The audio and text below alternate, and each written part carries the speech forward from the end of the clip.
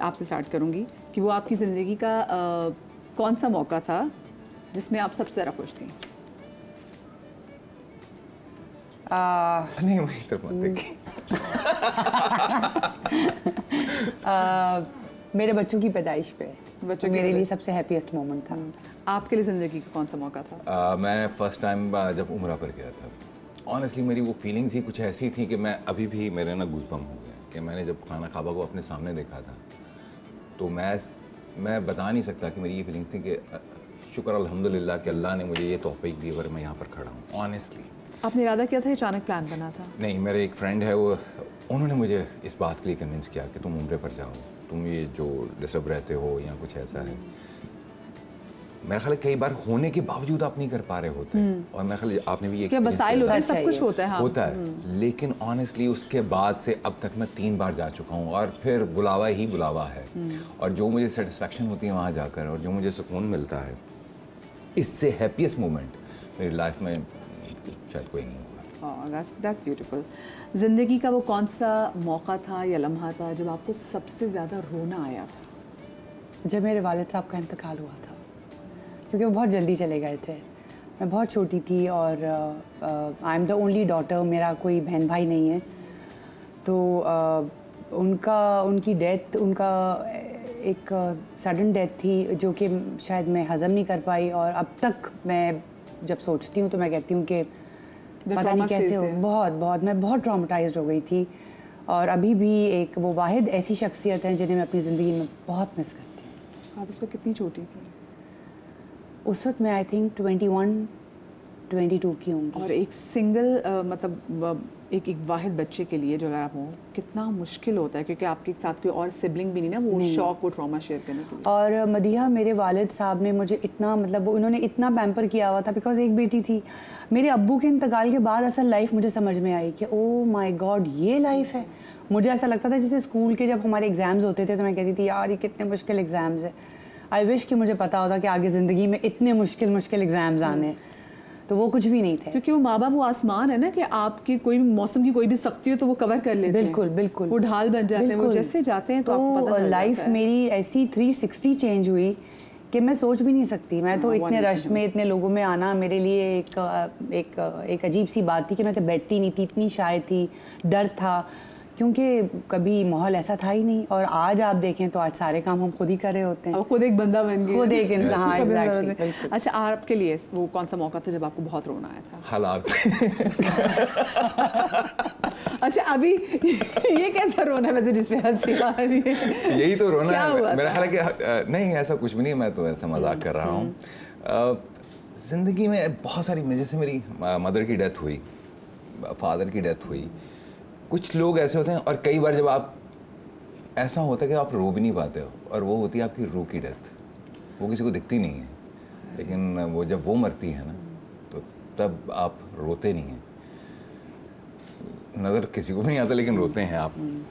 तो ऐसे बहुत सारे इंसिडेंट हैं लाइफ में, छोटे बड़े, जो जिन पर आपको रोना आता है, लेकिन फिर आप सायमा जी की तरह ब्रेव हो जाते हैं, फिर आप खुद अपने बाप बन जाते हैं। सच है ये। आप क्लोज थे अपने अम्मा अब्बा से? किन-किन से ज़्यादा क्लोज थे? मैं अपनी मदर के साथ बहुत ज़्यादा क्लोज था। मेरे फादर के साथ मैं बहुत क्लोज था। मेरे फादर, एक्चुअली मेरी मदर और फादर की ज़रा सेपरेशन थी, तो काफ़ी सालों के बाद रीयूनियन हुई। तो जब मेरे फादर से मुलाकात हुई तो वो हॉस्पिटलाइज थे।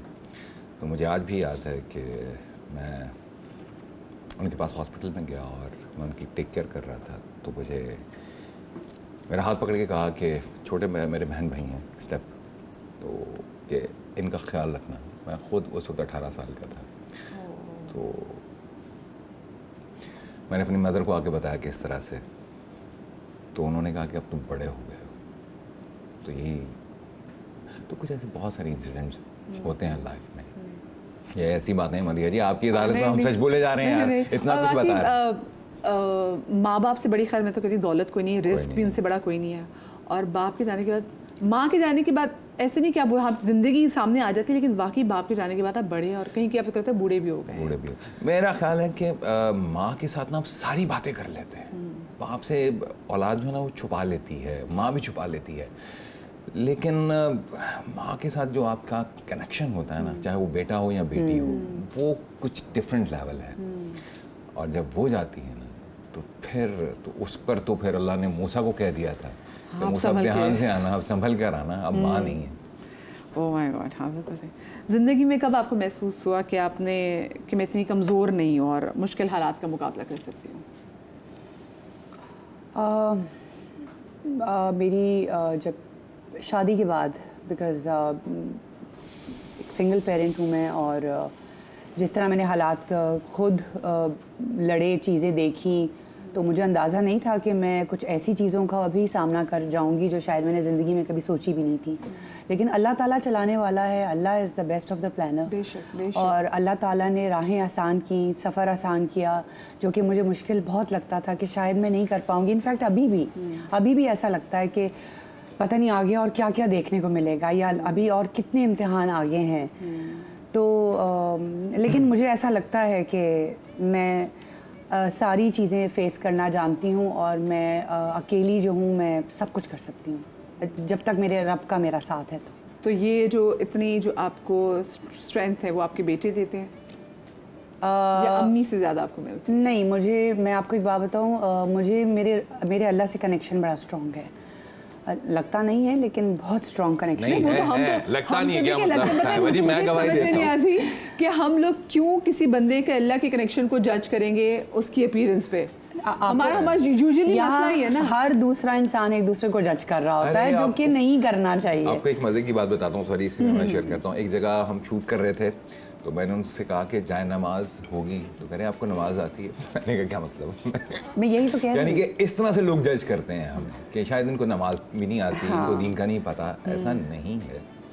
और हमारी अपनी इंडस्ट्री में बहुत सारे ऐसे लोग हैं क्योंकि माशाल्लाह नमाज छोड़ते ही नहीं, और बड़े बड़े नाम है, कोई छोटा नाम भी नहीं है। जी, और अक्सर लोग मतलब हमारे काफ़ी सेलिब्रिटीज़ और क्यों नहीं पढ़ेंगे नमाज, अपने सेट पे नमाज पढ़ते हैं। मैं तो बहुत सारे सेलिब्रिटी से सुन चुकी हूँ कि जब उम्रा करने के लिए गई थी, उम्रा करने के लिए गए थे, तो उन्होंने कहा कि वहाँ पे लोगों ने पूछा आप उम्रा करने क्यों आए हुए? आपका क्या काम है यहाँ पे? अच्छा, एक बात मुझे समझ नहीं आती कि मोस्टली मैं सुन रहा होता हूँ कि जी के जब फेम लेने के लिए खाना काबा में आ जाते हैं और तस्वीरें खींचते हैं, तो मेरा यहाँ पर एक छोटा सा जो है वो मासूमाना सा जवाब है कि अगर आप हमें स्क्रीन पर देखते हैं और कहते हैं कि हम इस तरह से करें, तो फिर जब हम कोई नेक काम करते हैं तो हम भी यही चाहते हैं कि आपको बताना चाहते हैं या दिखाना चाहते हैं कि आप इसमें भी हमें फॉलो कर लें। सिर्फ इतनी सी बात है। बिल्कुल। आपकी ज़िंदगी में वो लम्हा कौन सा था कि आपको लगा था कि नहीं आप इतनी वीक नहीं है and you can do it? जब मुझे साइमा जी के सामने एक्टिंग करनी पड़ी थी।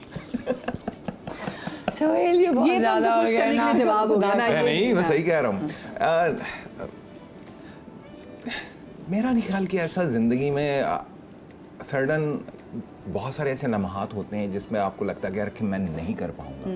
जैसे कि आप स्विमिंग के लिए पहली बार जब आप डाइव करते हैं तो आप कहते हैं मैं स्विम नहीं कर पाऊंगा, लेकिन आप फिर कर लेते हैं। और ये सारी आपकी अपनी अंदर विल पावर है। और जैसे कि मैंने शुरू में ये बात बोली कि मैंने ज़िंदगी में कभी भी नहीं सोचा था कि मैं एक्टिंग करूंगा, मॉडलिंग करूंगा, और अल्लाह की ज़ात मुझे इतनी इज्जत से नवाजेगी कि आज मैं यहाँ पर बैठ कर आपको इंटरव्यू दे रहा हूँ।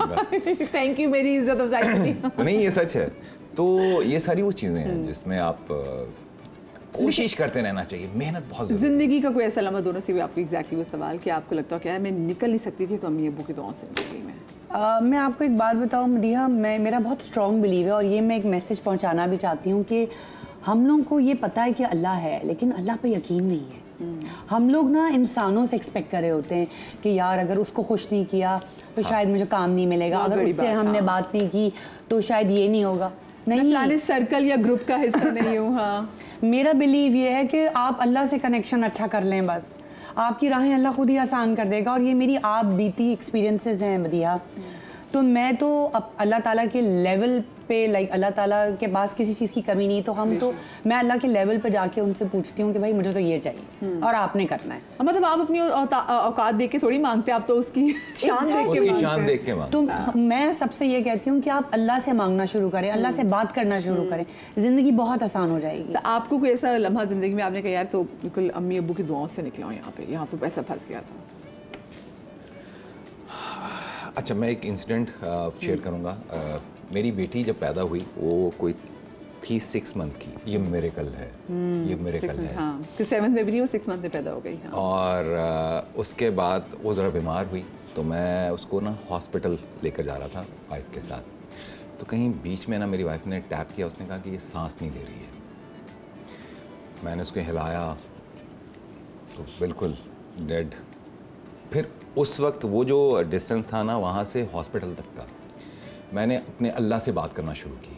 मैंने कहा अल्लाह मुझे नहीं पता, ज़िंदगी तू नवाजता है और मौत भी, अगर इसको तूने ज़िंदगी से नवाजा तो मैं इसको कुरान हाफजा बनाऊंगा।